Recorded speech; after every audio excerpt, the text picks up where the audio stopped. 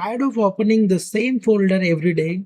In this video, I'll show you how to pin any folder to quick access in Windows 11. So you can open it with just one click. Welcome back to Hello Helper.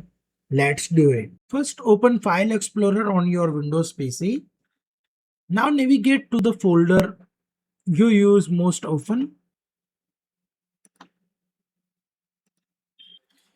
Right click on that folder and open the context menu and then select Pin to Quick Access.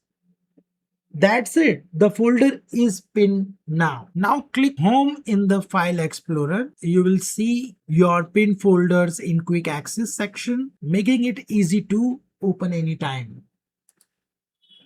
You can also drag and drop pin folder to arrange them in the order you prefer.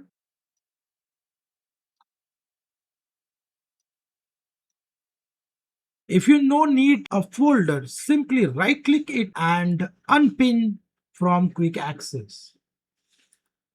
If this quick Windows 11 tip helped you, give this video a like and subscribe to Hello Helper for more easy Windows tutorials.